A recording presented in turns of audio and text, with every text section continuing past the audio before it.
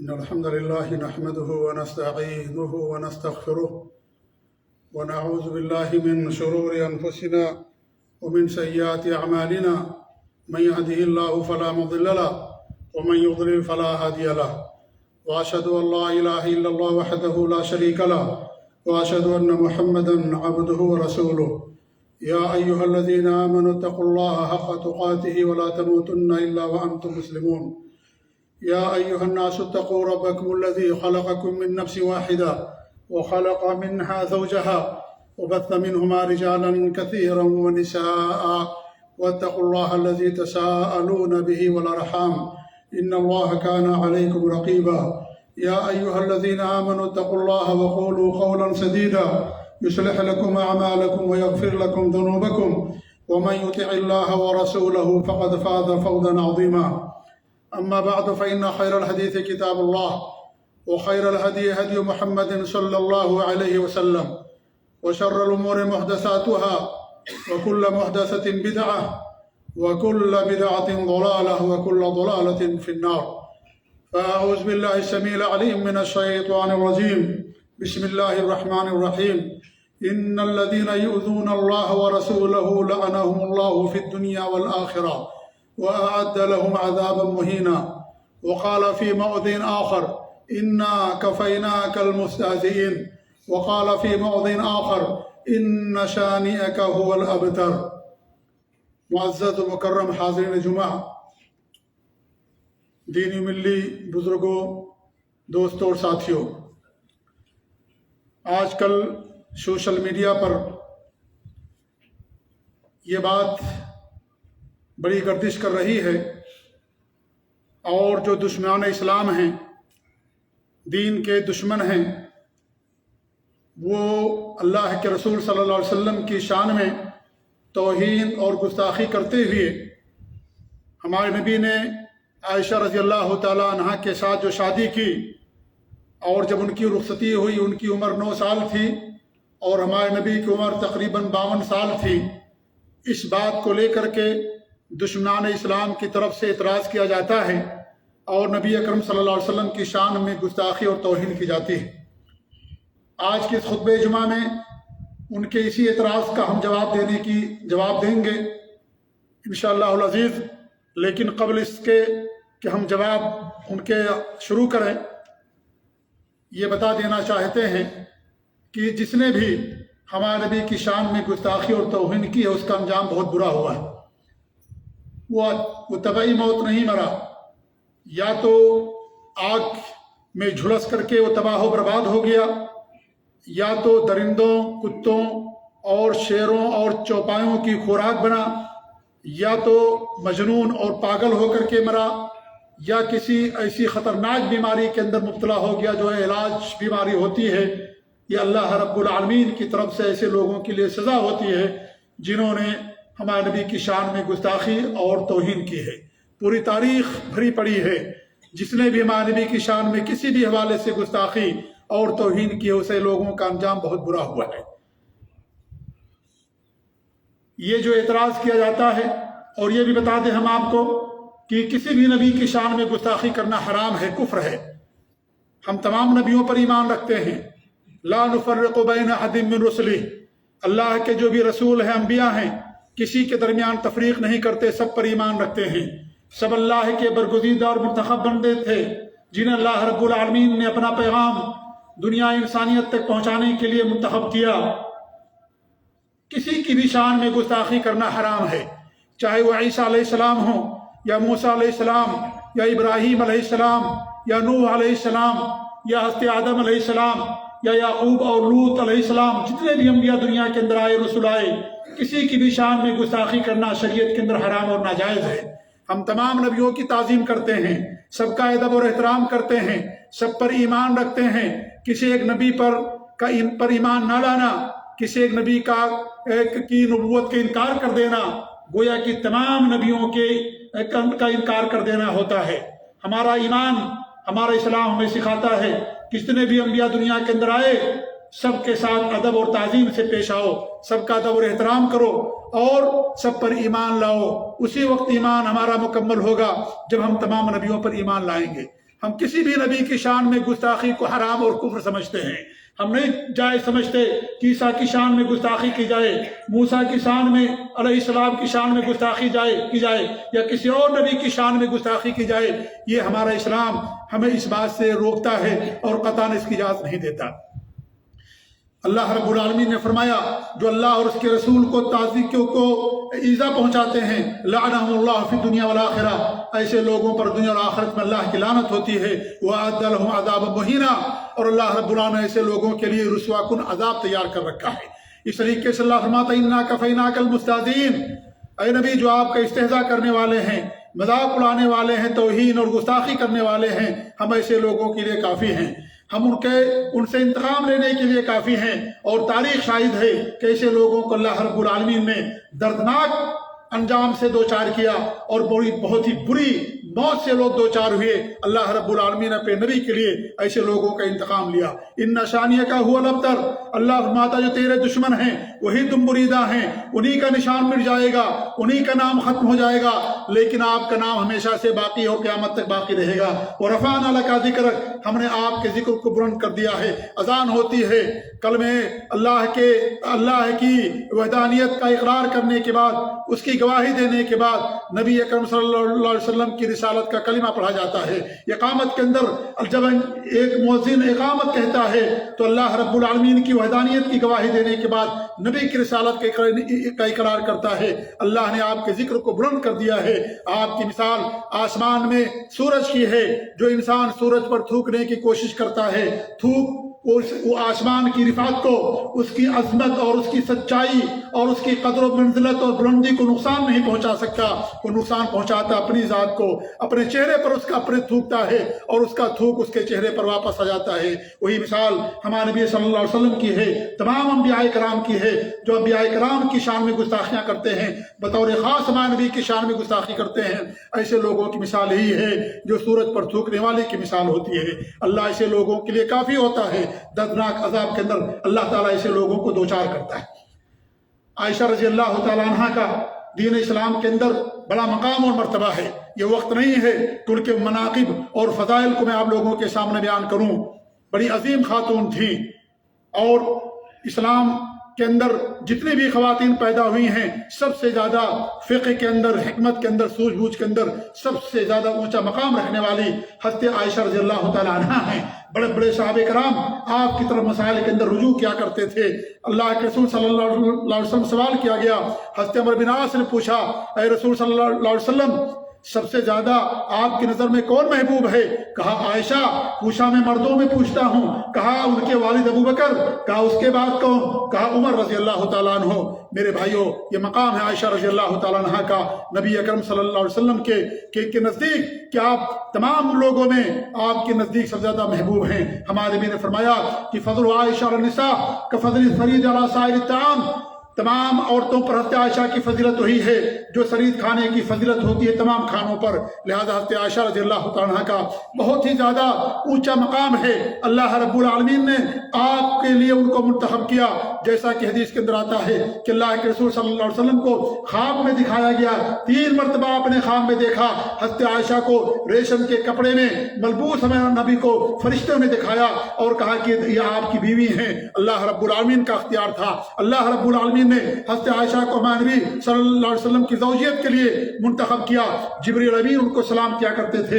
حضرت ہمارے نبی صلی اللہ علیہ وسلم فرمایا، اے عائشہ جبریل علیہ السلام تشریف لائے ہیں اور وہ تم کو سلام کرتے ہیں۔ ہمارے نبی کی وفات ان کے گود کے اندر ہوئی، ہمارے نبی کی وفات ان کے حجرے کے اندر ہوئی، ان کے حجرے کے اندر ان کو دفن کیا گیا، اور اس طریقے سے آپ کی خواہش تھی کہ مرض الموت کے اندر آپ عائشہ رضی اللہ تعالیٰ عنہ کے گھر پر رہے۔ یہ ہمارے نبی کی شدید خواہش اور تمنا تھی۔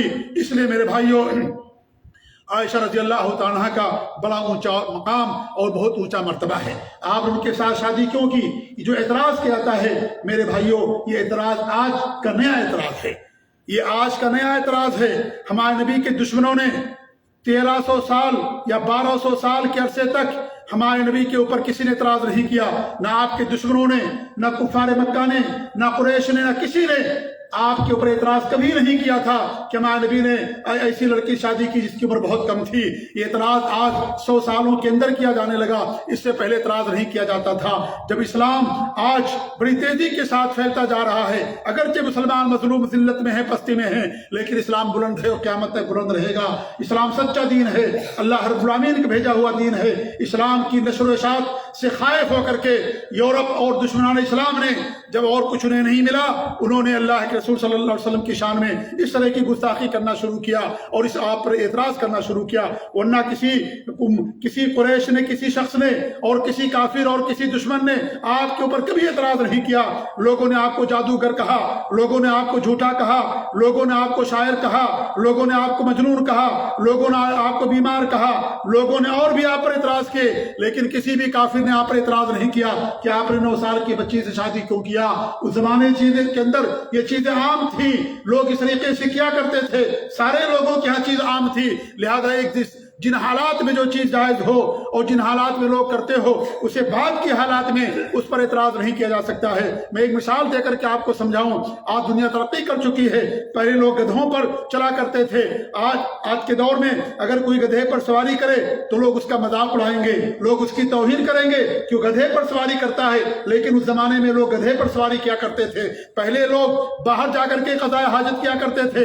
آدمی اس کی تصویر نشر کر دے اور کہے دیکھو ایسے لوگ ہیں جو باہر جا کر کے قضاء حاجت کرتے ہیں. پہلے زمانے میں ایسے حمامات گھروں کے اندر نہیں بنے ہوا کرتے تھے.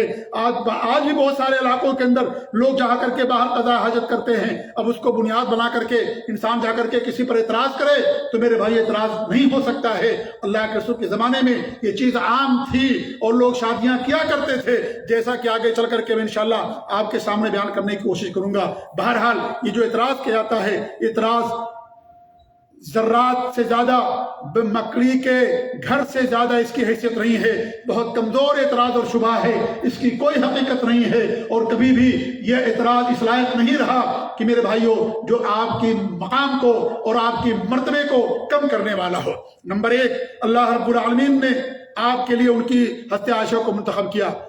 نبی نے خواب میں دیکھا، 3 مرتبہ آپ نے خواب میں دیکھا کہ حضرت عائشہ رضی اللہ تعالیٰ عنہ کو ہمارے نبی کے سامنے پیش کیا گیا اور کہا گیا تمہاری بیوی، جیسا کہ صحیح بخاری مسلم کی روایت ہے. تو اللہ رب العالمین کا انتخاب تھا، اللہ تعالیٰ کی پسند تھی کہ حضرت عائشہ آپ کی زوجہ بنے، حضرت عائشہ آپ کی بیوی بنے. یہ اللہ رب العالمین کا اختیار تھا، اس لیے آپ نے حضرت عائشہ رضی اللہ عنہ سے شادی کی. نمبر 2، ابو بکر رضی اللہ عنہ کی خواہش تھی، ان کے پورے خاندان کی خواہش تھی. اس میں کوئی زبردستی نہیں تھی، نہ حضرت عائشہ پر کوئی زبردستی تھی، نہ ابو بکر صدیق رضی اللہ عنہ پر کوئی زبردستی تھی، بلکہ ان کی خواہش تھی کہ ہمارے نبی، ہماری بیٹی کی شادی اللہ کے رسول صلی اللہ علیہ وسلم کے ساتھ ہو. آج کسی ملک کا کوئی بادشاہ ہو اور کسی آدمی کے پاس جائے اور کہے میں تمہاری بیٹی کے ساتھ شادی کرنا چاہتا ہوں، یہ اس کے لیے سعادت کی بات ہوگی. کون انکار کرے گا کہ ہماری بیٹی کی شادی بادشاہ وقت سے نہ ہو؟ یہ نبی ہیں، نبیوں میں سب سے افضل ہیں. نبی کا کتنا اونچا مقام مرتبہ ہوتا ہے. اگر نبی خواہش ظاہر کرے کہ میں تمہاری بیٹی کے ساتھ شادی کرنا چاہتا ہوں، یہ سعادت کی بات ہوتی ہے. کون انکار کر سکتا میرے بھائیوں؟ آج میں سوال کرنا چاہتا ہوں، آج عیسیٰ علیہ السلام اگر زندہ ہوں، آئیں دنیا کے اندر اور کہیں کہ میں فلاں کے ساتھ شادی کرنا چاہتا ہوں، کیا کوئی انکار کر سکتا ہے؟ کوئی نہیں انکار کر سکتا. ہمارے نبی صلی اللہ علیہ وسلم اگر زندہ ہو جائے اور آئیں اور کہیں کہ میں فلاں کے ساتھ میں شادی کرنا چاہتا ہوں، کوئی اس کو انکار نہیں کر سکتا. یہ اس کے لیے سعادت کی بات ہوتی ہے. اس لیے میرے بھائیوں یہ سعادت اور خوش نصیبی کی بات تھی کہ ہمارے نبی نے حضرت عائشہ رضی اللہ تعالیٰ کے ساتھ شادی کی. ان کی خواہش تھی، ان کا اور سب کی خواہش تھی. اس کے اندر کوئی زور زبردستی نہیں کی گئی تھی. نمبر 3، اللہ کے رسول صلی اللہ علیہ وسلم جو ابو بکر صدیق سے محبت کرتے تھے، ابو بکر صدیق کی جو خدمات ہیں، جو قربانیاں ہیں دین اسلام کے حوالے سے، اس کے صلے میں آپ نے ان کی بیٹی کے ساتھ شادی کی. اور یہی نہیں بلکہ آپ نے پورے خاندان کے جو بھی بڑے اس طرح کے لوگ تھے، سب سے آپ نے ہر طرح کی عورتوں سے آپ نے شادی کی ہے. آپ نے ایک باقرہ عورت سے شادی کی، کنواری حضرت عائشہ سے. اور آپ کے جو دشمن تھے ابو سفیان، جو فتح مکہ کے موقع پر انہوں نے اسلام قبول کیا، جنہوں نے آپ کے خلاف جنگوں کے اندر قیادت کی، جنگوں کے اندر انہوں نے نبی کے خلاف قیادت کی اور سربراہی کی. ابو سفیان یہ جا کر کے فتح مکہ کے موقع پر اسلام قبول کرتے ہیں. آپ ان کی بیٹی سے بھی شادی کی تھی جن کا نام رملہ تھا رضی اللہ تعالیٰ عنہ. اور اس طریقے سے جو یتیم تھے یا اس طریقے جو بیوائیں تھیں اور جو مطلقہ تھیں جن کے شوہروں کا انتقال ہوا جایا کرتا تھا یا جو طلاق یافتہ ہوا کرتی تھی، آپ سے عمر میں زیادہ تھی، بوڑھی تھی، سن رسیدہ تھی، یتیموں اور غریبوں کا خیال رکھنے والی، صدقات و خیرات کے اندر اونچا مقام رکھنے والی تھی، آپ نے ہر طرح کی خواتین سے شادی کیا. لہذا اسی کے پیش نظر آپ نے حضرت عائشہ رضی اللہ تعالیٰ عنہ سے بھی شادی کی. نمبر 4، یہ حضرت عائشہ رضی اللہ تعالیٰ عنہ بچی نہیں تھی، بالغ ہو گئی تھی. عرب کا علاقہ بڑا گرم علاقہ ہے. جو گرم علاقے ہوتے ہیں وہاں 8-9 سال کی عمر میں بچیاں بالغ ہو جاتی ہیں. آج بھی 9 سال کی عمر میں بچیاں بالغ ہو جاتی ہیں. لہذا وہ نابالغ نہیں تھی بلکہ وہ بالغ ہو چکی تھی. حضرت عائشہ رضی اللہ تعالیٰ عنہ 9 سال کی عمر ہی میں، اور آج کے زمانے میں بھی یہ چیز پائی جاتی ہے کہ 9 سال کی عمر میں بہت ساری بچیاں جو ہے بالغ ہو جاتی ہیں. نمبر 5 میرے بھائیوں، لوگ کہتے ہیں نعوذ باللہ معاذ اللہ، اللہ تعالیٰ کی پناہ میں چاہتا ہوں، لوگ کہتے ہیں کہ عیاشی اور ہوس مقصود تھی، آپ نے عیاشی کے لیے ایسا کیا. میرے بھائیوں، میں ایسے لوگوں سے پوچھنا چاہتا ہوں، جب آپ کی عمر 25 سال کی تھی، آپ نوجوان تھے، آپ نے اپنی عمر سے 15 سال بڑی خاتون حضرت خدیجہ رضی اللہ تعالیٰ عنہ سے آپ نے شادی کی. ان کی عمر اس وقت 40 سال تھی، ہمارے نبی کی عمر اس وقت 25 سال تھی. آپ نوجوان تھے، جس سے شادی کرنا چاہتے شادی کر لیتے. پورے قبیلے میں آپ کا مقام تھا، سب آپ کو صادق اور امین کہا کرتے تھے، سب آپ کی عزت و احترام کرتے تھے، سب آپ کے پاس لا کر کے امانتیں رکھا کرتے تھے. بڑا ادب و احترام آپ کو حاصل تھا.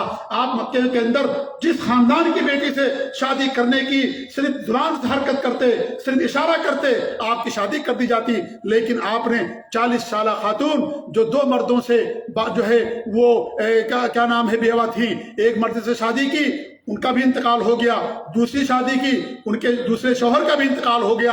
2 بار کی بیوہ تھی حضرت خدیجہ رضی اللہ تعالیٰ عنہ، اور ان دونوں سے ان کی اولاد تھی. اس کے باوجود بھی نبی اکرم صلی اللہ علیہ وسلم نے حضرت خدیجہ رضی اللہ تعالیٰ عنہ، ہمارے نبی کی عمر 25 سال اور ان کی عمر 40 سال تھی، اس سے شادی کیا.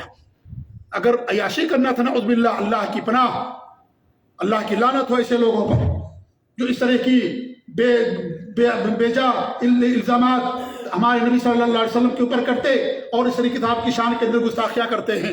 اللہ کے رسول صلی اللہ علیہ وسلم کو اگر عیاشی مقصود ہوتی تو آپ 40 سال کی عورت سے شادی نہیں کرتے. اور یہی نہیں، جب تک حضرت خدیجہ زندہ رہی آپ نے کوئی شادی نہیں کی. آپ نے پوری جوانی حضرت خدیجہ کے ساتھ گزار دیا. 50 سال ہمارے نبی کی عمر ہوتی ہے، 65 سال کی حضرت خدیجہ پہنچتی ہیں، 65 سال کی عمر میں ان کی وفات ہوئی. اس وقت تک آپ نے کوئی شادی نہیں کی. 25 سال تک ہمارے نبی کے ساتھ رہی حضرت خدیجہ رضی اللہ تعالیٰ. 50 سال کے ہو گئے ہمارے نبی صلی اللہ علیہ وسلم، کوئی آپ نے شادی نہیں کی. اگر آپ کو نعوذ باللہ عیاشی اور ہوس مقصود ہوتی تو کیا اور کسی بیٹی سے اور لڑکی سے آپ شادی نہیں کرتے؟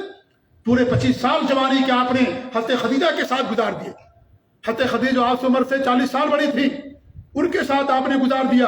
اگر آپ ہوس اور عیاشی نعوذ باللہ مقصود ہوتی تو آپ کسی اور کنواری لڑکی سے شادی کرتے، اپنی پوری جوانی اس کے ساتھ نہیں گزارتے.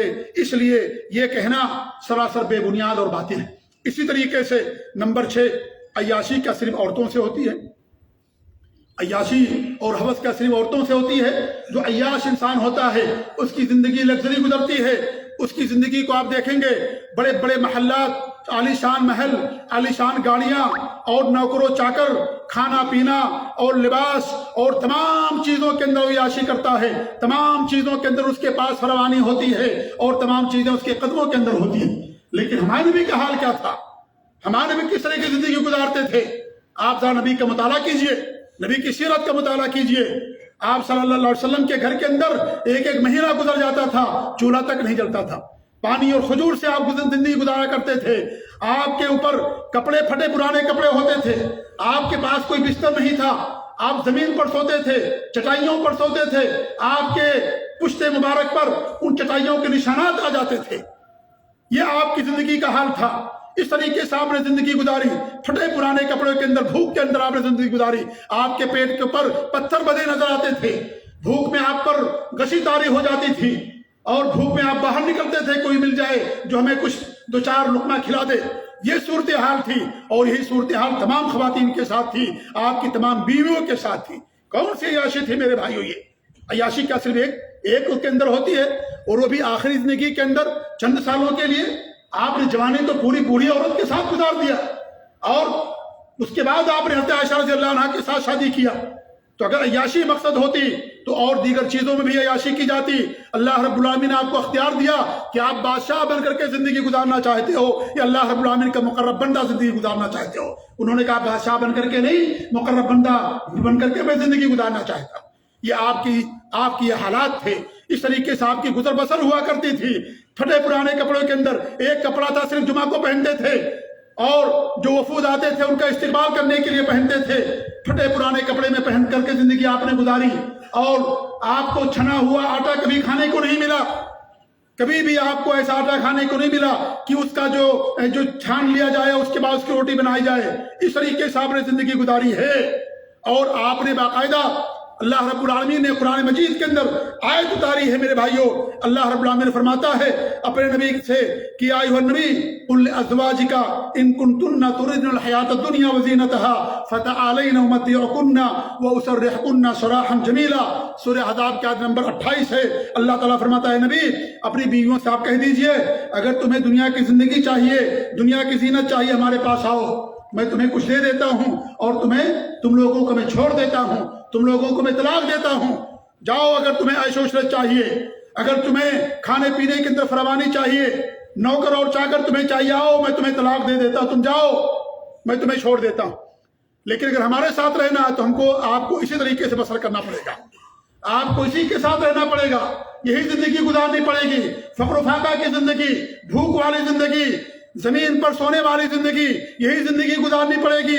अगर आपको अल्लाह और उसका रसूल प्यारा है तो आप हमारे साथ रहो, अगर दुनिया की जिंदगी चाहिए तो आओ मैं तुमको तलाक दे देता हूं। ये हमारे नबी ने फरमाया। कौन सी ऐशो इशरत थी मेरे भाइयों? और घर भी कैसा था मालूम है? इतना छोटा सा मकान, खजूर के दरख्तों पर और तनों पर बना हुआ मकान। हज़रत आयशा के हुजरे में 3 लोगों को दफन किया गया, जगह पूरी हो गई। 3 आदमी के बैठने, सोने और लेटने की जगह। हज़रत आयशा रज़ियल्लाहु अन्हा के हजरे में नबी सल्लल्लाहु अलैहि वसल्लम को दफन किया गया। आपकी कब्र वहीं पर, अबू बकर रज़ियल्लाहु अन्हु, उमर रज़ियल्लाहु अन्हु की कब्र, अब वहां पर कोई जगह नहीं बची हज़रत आयशा के घर में कि किसी चौथे आदमी को दफन किया जा सके। इतना छोटा सा मकान, इतना छोटा सा घर, जमीन पर सो करके जिंदगी गुजारने वाले 3 आदमियों से ज्यादा बड़ा रूम नहीं, कमरा नहीं। कौन सी ऐशो इशरत वाली जिंदगी थी मेरे भाइयों? एक मरतबा आप सल्लल्लाहु अलैहि वसल्लम सो करके उठे, आपके पीठ के ऊपर निशानात चढ़ाइयों के पड़े हुए थे। उमर फारूक रोने लगे, कहा अल्लाह के रसूल सल्लल्लाहु अलैहि वसल्लम अल्लाह के बंदे हैं, आप अल्लाह के नबी हैं, ये कैसरो किसरा के लोग बहुत आराम करते हैं और रोशम और सोने के लिबास और कपड़े और जो है सारी चीजें पहनते हैं, आप अल्लाह के नबी होकर के भी आपके पुश्ते मुबारक पर ये सारे निशानात देख करके मुझे बहुत तकलीफ होती है। हमारे नबी ने क्या फरमाया? ऐ उमर, ये सारी चीजें उनके लिए दुनिया में हैं, हमारे लिए आखिरत के अंदर। आपने आखिरत को तरजीह दी, आखिरत की आपने फिक्र की, दुनिया को ठोकर मार दिया आपने। तो दुनिया में कौन सी ऐशो इशरत आपने किया? कौन सी आपने हौसलानी की? कौन सी आशी की नौज़ बिल्लाह आपने, जो आज आप पर इल्जाम लगाया जाता है कि आपने आशी का ऐसा किया? ऐसी कोई बात नहीं थी। ये बेबुनियाद बात है। ये उन लोगों की बात है जो बेशर्म लोग हैं और जिनका अल्लाह, और जो बेगैरत लोग हैं वो इस तरह की ऐसी हरकतें करते हैं। वरना इनके अंदर, इस एतराज के अंदर मेरे भाइयों कोई दम नहीं है। ऐसे ही नंबर 7, ये एतराज हमारे नबी पर किसी ने नहीं किया था। ये एतराज हमारे नबी पर किसी ने नहीं किया था। किसी मक्का के मुशरिक ने एतराज नहीं किया, किसी यहूदी ने एतराज नहीं किया, किसी दुश्मन ने आप पर एतराज नहीं किया, बल्कि हमारे नबी की वफात पर 1200 साल का अरसा गुजर गया, उस वक्त तक किसी ने हमारे नबी पर एतराज नहीं किया। जब इस्लाम की वसात होने लगी, इस्लाम की नशर व इशाअत होने लगी, इस्लाम की आवाजें यूरोप के कलीसियाओं से, अफ्रीका के सहराओं और तपती हुई इक़दारों से पहुंचने लगी, उन लोगों ने इस्लाम के अंदर कीड़े निकालना शुरू किया और एतराज करना शुरू किया ताकि इस्लाम की नशर व इशाअत पर रोक लगाया जा सके, इस्लाम की नशर व इशाअत पर पाबंदी हो सके। इसलिए उन्होंने इस तरह की बातें कही, वरना यह चीज कभी काबिल एतराज नहीं बनी और कभी इस तरह का एतराज नहीं किया गया। किसी भी मुशरिक ने हमारे नबी पर एतराज नहीं किया कि तुमने 9 साल की लड़की से शादी की है, किसी ने एतराज नहीं किया। और ये उस जमाने में आम था, उस जमाने में आम था।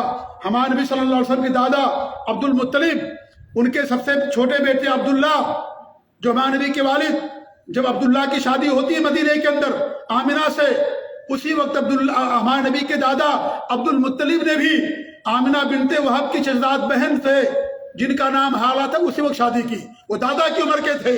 بیٹے کی بھی شادی ہو رہی ہے اور باپ کی بھی شادی ہو رہی ہے, اور دو بہو کی بھی عمر اور اپنی اور بیوی کی عمر, دونوں کی عمر تقریباً برابر ہے, کوئی زیادہ فرق نہیں ہے, دونوں کی عمر برابر.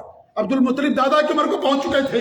بیٹے کی شادی کی مدینے کے عبداللہ کی, اپنے سب سے چھوٹے بیٹے جو ہمارے نبی کے والد تھے اسی وقت اپنی بھی شادی کی, اور دونوں کی عمریں سیم تھی, ایک ہی عمر کی دونوں عورتیں تھیں. اس زمانے میں چیز عام تھی میرے بھائیوں, کبھی کسی نے اعتراض نہیں کیا. خود عمر فاروق رضی اللہ تعالیٰ عنہ نے اپنی بیٹی حفصہ رضی اللہ تعالیٰ عنہ کا پیغام ابو بکر صدیق کو دیا, کہا میں اپنی بیٹی کی شادی تمہارے ساتھ کرنا چاہتا ہوں. ابو بکر حضرت عمر رضی اللہ عنہ سے 2.5 سال بڑے تھے, ان کی بیٹی تھی, اپنی بیٹی کو شادی میں پیغام کے لیے دیا کہ میں اپنی بیٹی کی شادی تمہارے ساتھ کرنا چاہتا ہوں. ابو بکر رضی اللہ عنہ نے انکار کر دیا, کوئی بات ظاہر نہیں کی, انہوں نے کوئی جواب نہیں دیا. حضرت عمر ناراض بھی ہو گئے, کہا تم نے کوئی جواب نہیں دیا. حضرت ابو بکر نے کیوں نہیں جواب دیا معلوم؟ اس لیے جواب نہیں دیا کہ اللہ کے رسول صلی اللہ علیہ وسلم کی خواہش آپ سن چکے تھے کہ اللہ کے رسول صلی اللہ علیہ وسلم حضرت عمر کی بیٹی سے شادی کرنے والے, اس لیے انہوں نے کوئی جواب نہیں دیا. اور بعد میں ہمارے نبی کے ساتھ ان کی شادی ہوئی, کن کی؟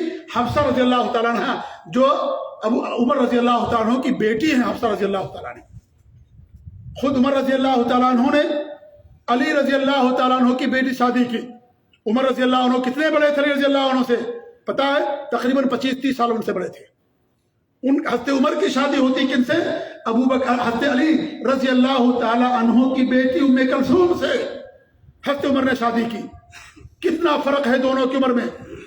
بیٹا باپ بھی دلہن یا بیوی کا بیٹا جو باپ ہے وہ شوہر سے 25 سال چھوٹا ہے, 30 سال چھوٹا ہے, لیکن اس کے باوجود بھی علی رضی اللہ تعالیٰ عنہ نے اپنی بیٹی کی شادی عمر فاروق سے کی. اس زمانے میں اعتراض نہیں ہوتا تھا, نہیں اعتراض کیا جاتا تھا, اور اس طرح کی شادیاں عام تھیں, اس لیے کبھی اس پر کوئی اعتراض نہیں کیا میرے بھائیوں.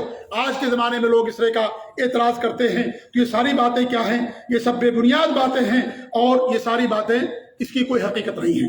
نمبر 8, حضرت عائشہ کی عمر بہت کم تھی, 9 سال کی تھی جب ہمارے نبی کے ساتھ ان کی رخصتی ہوئی. بہت زیادہ ذہین تھی, فطین تھی, بہت زیادہ حکمت والی, سوجھ بوجھ والی تھی, اور یہ اللہ رب العالمین کی حکمت تھی کہ ہمارے نبی کی شادی ان کے ساتھ کرائی گئی. ہمارے نبی کی وفات کے بعد 47 یا 48 سال یہ زندہ رہی حضرت عائشہ رضی اللہ تعالیٰ عنہ, اور ہمارے نبی کی سنتوں کو, ہمارے نبی کی تعلیمات کو, اور ہمارے نبی کی گھریلو زندگی کیسے گزرتی ہے, ان تمام چیزوں کو بیان کرنے والی حضرت عائشہ رضی اللہ تعالیٰ عنہ.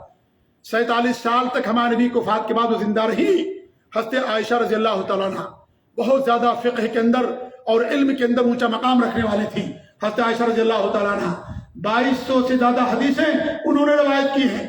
بڑے بڑے صحابہ کرام آپ کے پاس جاتے تھے, سوال کرتے تھے, فتویٰ پوچھتے تھے, حضرت عائشہ رضی اللہ تعالیٰ عنہ ان کا جواب دیا کرتی تھی. اتنا اونچا مقام ہے فقہ کے اندر حضرت عائشہ رضی اللہ تعالیٰ عنہ کا, اس لیے ہمارے نبی صلی اللہ علیہ وسلم نے ان کے ساتھ شادی کی. اس لیے آپ ان کے ساتھ نکاح کیا کہ آپ کی جو گھریلو زندگی ہے وہ زندگی لوگوں کے سامنے آئے. آپ کی زندگی کا ہر پہلو ہمارے لیے نمونہ رکھتا ہے. آپ نے شوہر کی حیثیت سے کیسے زندگی گزاری, باپ کی حیثیت سے کیسے زندگی گزاری, ایک سالار کی حیثیت سے کیسے زندگی گزاری, اور اس طریقے سے جو بھی آپ کی انسان کی زندگی میں جو پہلو ہوتے ہیں, آپ کی زندگی کا ہر پہلو ہمارے لیے اسوہ نمونہ رکھتا ہے. اس لیے عائشہ رضی اللہ تعالیٰ عنہ کے ساتھ آپ کی شادی ہوئی.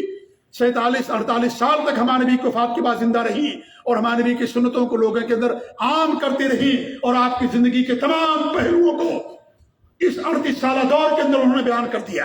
حضرت عائشہ رضی اللہ عنہ نے, آپ کی دیگر بیویاں کی وفات بہت پہلے ہو گئی تھی, ان کی عمریں زیادہ تھیں, وہ بیوائیں تھیں, مطلقہ تھیں, ان کی پہلے وفات ہوگی.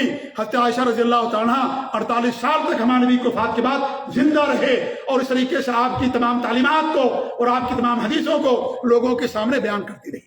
یہ وجوہات ہیں, یہ اسباب ہیں جن کی وجہ سے عائشہ رضی اللہ تعالیٰ عنہ کے ساتھ نبی اکرم صلی اللہ علیہ وسلم نے شادی کی. اور جو لوگ نبی کی توہین کرتے ہیں, نبی کی شان میں گستاخیاں کرتے ہیں, ایسے لوگوں کے لیے اللہ رب العالمین کافی ہے. ایسے لوگوں کو اللہ رب العالمین عذاب دینے والا ہے. دردناک عذاب دنیا کے اندر بھی ملے گا, اور اگر دنیا کے اندر کوئی بچ بھی گیا تو آخرت کے اندر بھی ایسے لوگوں کے لیے دردناک عذاب ہے۔ اللہ فرماتے وَأَعَدَّ لَهُمْ عَذَابًا مُهِينًا، رسوا کن عذاب اللہ رب العالمین نے ایسے لوگوں کے لیے آخرت کے اندر بنا رکھا ہے۔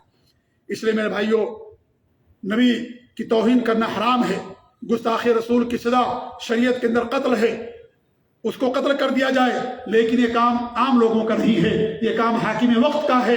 جو حاکم وقت ہوگا وہ ان کو قتل کرے گا، مقدمہ چلے گا، عدالت میں پیش ہوگا، جرم ثابت ہونے کے بعد قتل کیا جائے گا۔ ہمارا کام کسی کو قتل کرنا نہیں ہے، ہمارا کام نبی کا دفاع کرنا، نبی کی سنتوں کو عام کرنا، ان کی سنتوں پر عمل کرنا اور اعتراضات کا جواب دینا اور آپ کی تعلیمات کو اپنی زندگی میں نافذ کرنا، یہ ہمارا کام ہے۔ اور جو ایسے سرپسند لوگ ہیں، جو ایسے قسم کے لوگ ہیں، ان کی باتوں کو حاکم وقت تک پہنچانا اور ان کو کیفیت کردار تک پہنچانے کی کوشش کرنا، لیکن کسی کو قتل کرنا، قانون ہاتھ میں لینا، یہ عام لوگوں کے لیے نہیں ہے، یہ حاکم وقت کے لیے ہے۔ اگر حاکم وقت نے سزا دیا الحمدللہ، اگر نہیں دیا ایک دن موجود ہے، آخرت موجود ہے، وہاں ایسے لوگوں کی سزا ملے گی۔ لہذا قانون ہاتھ میں لینا، یہ اسلام ہمیں اس بات کی اجازت نہیں دیتا ہے۔ اللہ تعالیٰ سے دعا ہے کہ اللہ رب العالمین جو بھی نبی کی شان میں گستاخیاں کرتے ہیں، اللہ تعالیٰ ان کی زبانوں کو شل کر دے، اللہ تعالیٰ ان کے ہاتھوں کو اللہ برباد کر دے، اللہ تعالیٰ ایسے لوگوں کو دوسرے لوگوں کے لیے عبرت ناک بنا دے، اللہ تعالیٰ انہیں ایسی سزائیں دے دے کہ دوسرے لوگوں کو لیے عبرت بن جائیں، دوسرے لوگوں کے لیے وہ نصیحت کا ذریعہ بن جائیں۔ اللہ رب العالمین ہمیں اپنے نبی صلی اللہ علیہ وسلم کی تعلیمات پر اور آپ کی حدیثوں پر عمل کرنے کی توفیق دے، آپ کی سنتوں کو دنیا میں نشر و اشاعت کرنے کی توفیق۔ آمین۔ بارک اللہ لی ولکم فی القرآن العظیم ونفعني وإياكم بالآیات والذکر الحکیم، انہ تعالی جواد کریم ملک بر رؤوف الرحیم۔